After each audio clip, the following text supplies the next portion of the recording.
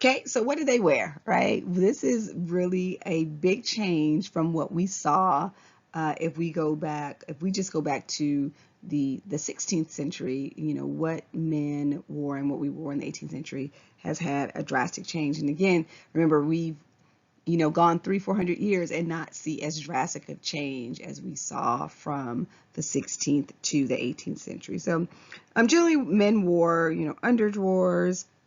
When there's an image there, I'll talk about it in just a second. They wore a shirt, a waistcoat, an outer coat, knee-length breeches, hose, and shoes. Those were the elements of what the men wore. And you know, this is the first time that we haven't heard the word chemise. Right? This is the first time we haven't heard the word chemise.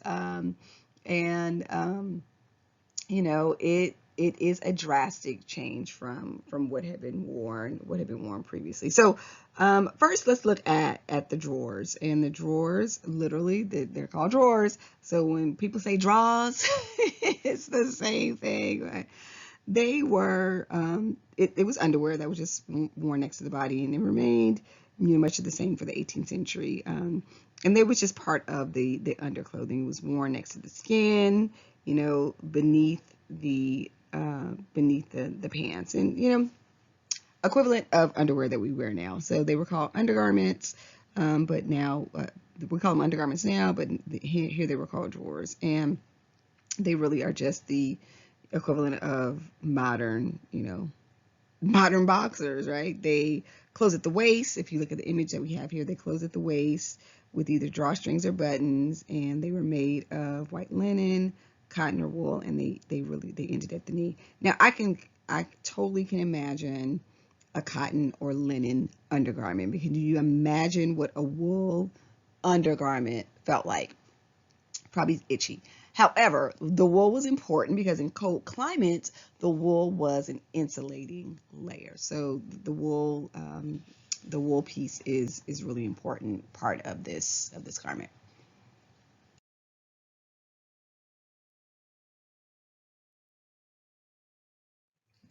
So in this 18th century, we do see a differentiation in what is worn and what is worn at what time. So you know, the classification of dress or full dress really depended on the formality of the item, and the shirt was the basis of the item. So we talked about the undergarments. We're going to talk with that. Start with the outer garments. And shirts are pretty much cut like those of the preceding century. You know, they had a ruffled frill and a tie at the neck, and at the end of the sleeve. So the picture here is a depiction of that shirt, and neck cloths. Really wound around the neck and tied at the chin, concealing the concealing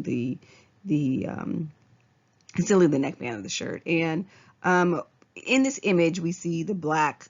It kind of looks like a ribbon, but it's called a Steinkirk, and it was just a piece of a fabric that pulled through the buttonhole and twisted loosely. So, you know, supposedly it started with soldiers in a battle in 1692, and it was called Steinkirk because it was the Battle of Steinkirk. But you know, we really don't have a strong historical basis for where it originated. So men sometimes also wore a second waistcoat over their undershirt during cold weathers, and you know, sometimes waistcoats were made with a visible collar, and sometimes they weren't. So sometimes they were decorative garments, and sometimes they were strictly utilitarian. You know, the outer waistcoat was followed the line of the inner waistcoats, and it ended at the knee. So we see the garment that we see here. It looks like he has on, you know, pants, a vest, and a waistcoat, but there actually are two waistcoats. This is what's known as a ditto suit, right? So ditto because the piece underneath is just a secondary version of the piece on top. So the ditto suit also had all three items made from the exact same fabric. So this term was first encountered in in 1750, but those suits were seen earlier in time. The other thing that we see in garments, we see that that jackets were sorry, I felt the sneeze coming on. Jackets were knee length and until about 1720 buttoned at the hem, and then after 720 they were really only closed at the waist. And these coats really had sleeves that had large, full attached cuffs that either closed around or were open in the back. So you see that image here of the red coat, which is actually a more full sleeved, and it had that attached cuff. These cuffs were known as boot cuffs, in all honesty, because they mimic the cuff that was on a soldier's boot. And there was an alternative style that had no cut, that had a slit in the back to expose the sleeve. So if we look at the image on the left with the gentleman with the ditto suit, that's 3 pieces, all of the same fabric that mimic each other. We see that he has a split sleeve. And we look at the image on the right with the gentleman with the red coat that's standing, he has a boot cut. These coats also, the outer coats were known as frock coats. They were cut looser and shorter than dress coats, and they had a flat turn down collar. So again, the gentleman in the red had this flat turn down collar, and they were accepted for more formal wear as well. But we see that this coat is not as embroidered, and they're usually made from some utilitarian sturdy woven fabric. So the origins of the term frock coat aren't entirely clear, but the word frock had been applied to a bunch of the garments. We've seen it earlier, and for some reason it stuck. So for folks that worked in agriculture areas, their coat was called a smock, and it was frequently decorated with some types of embroidery that we now know as smocking. When we get past the 18th century, the mid-18th century, we see the fullness of coats decrease. The front of the coat really kind of curves to the side. We see a narrowing of the collar, and the collar being more stand up. We just see a narrowing of the silhouette. So sleeves were longer, and they were generally cut. Sleeves were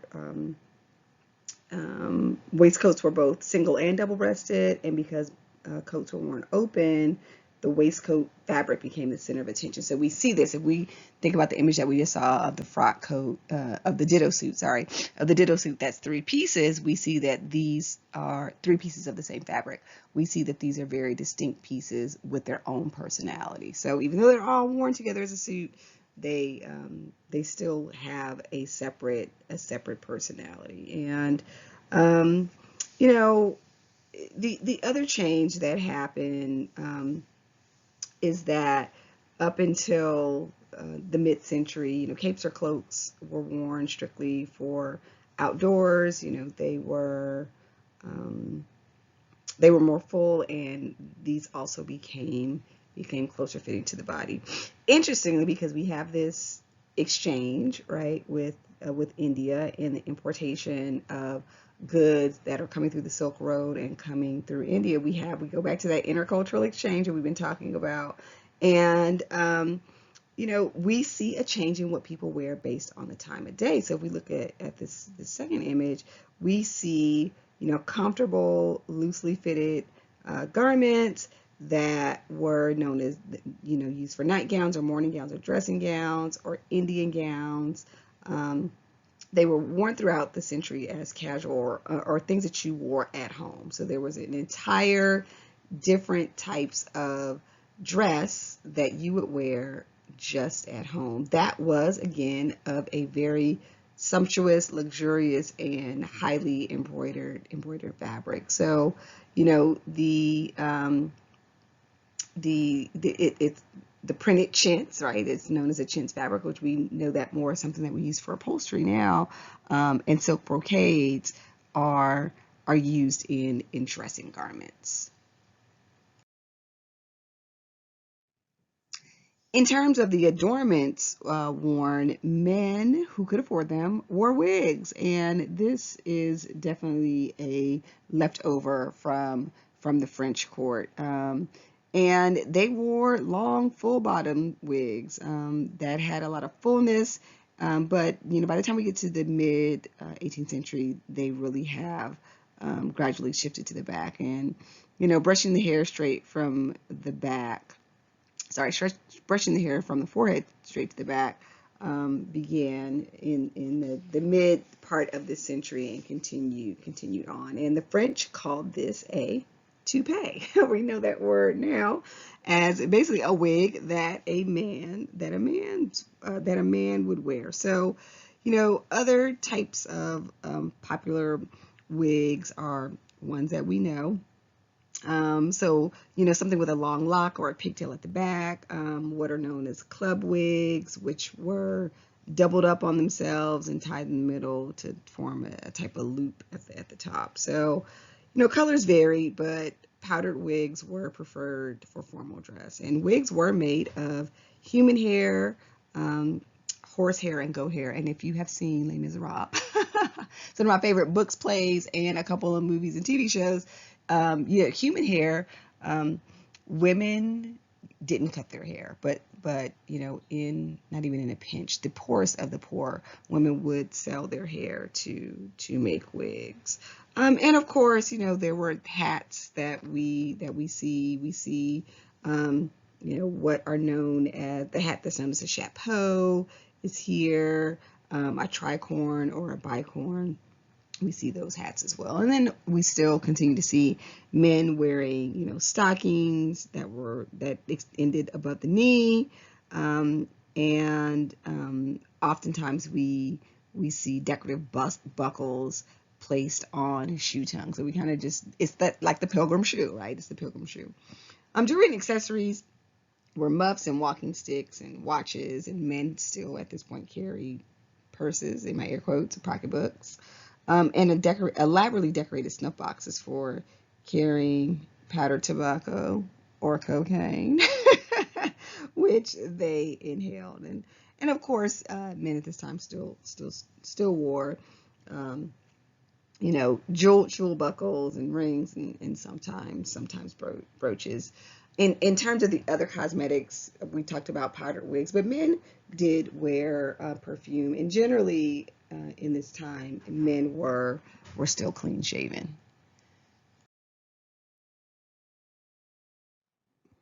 Now let's talk about the ladies. So, really the silhouettes described in the previous chapter still continue. So a long slender bodice and a skirt that has some back fullness, and wide hoops continued through the first part of this century. And these hoops had a slight modification, and some hoops did have the visual effect of perching a basket on either hip, but really in part because they were made of wicker, they were called hoops. So these extreme width of skirts forced ladies to enter room sideways, and oftentimes small railings were built around the edges of tabletops and other furniture that prevented the sweeping of teacups because of these wide skirts. So at the time, contemporary literary sources talks about the outrageousness of some of these of this style, and even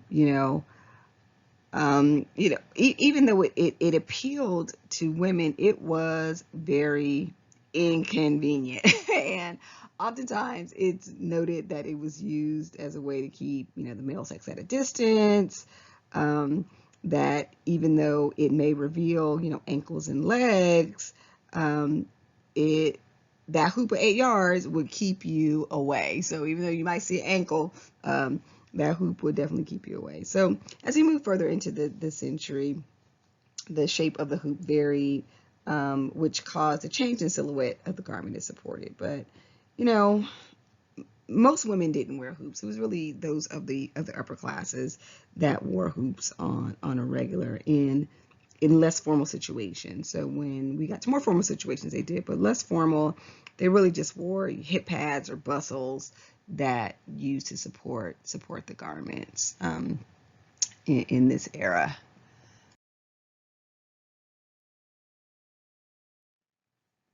So undergarments, we're going to undergarments for the ladies. And ladies, we didn't hear this word with the men, but ladies continue to wear chemises under their petticoats and these aforementioned mentioned hoops. And drawers, unlike for men, drawers were not universally worn. So chemises were still the item that was worn closest to the body, and they were knee length and cut full, and often the necklines were edged in lace, and again that lace often showed through the neckline of the outer dress. In this era though, chemises were, even though the sleeves were full, they pretty much stopped at the elbow and they weren't visible through the skirt, although the neckline still was. So over the chemise and over the petticoat, there were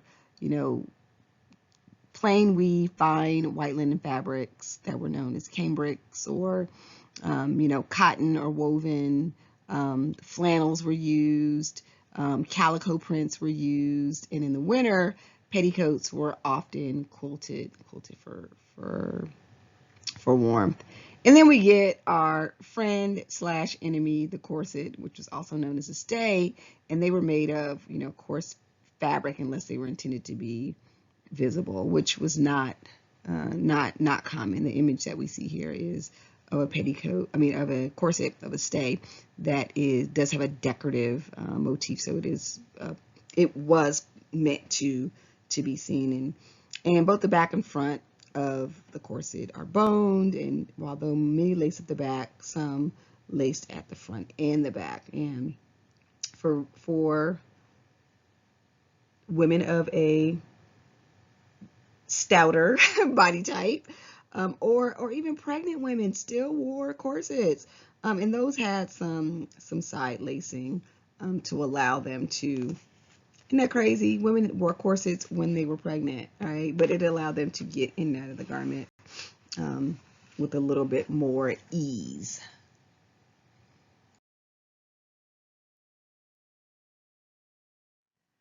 So on top of these undergarments, gowns and two-piece garments were constructed to be open or closed at the center front, and they could either be loose fitted or they could be tighter. And there was a whole host of names for it. There was sack and robe volante or inocente, and they're all names. They're interchangeable for this type of gown that we see here that is unbelted, loose from the shoulder to the floor.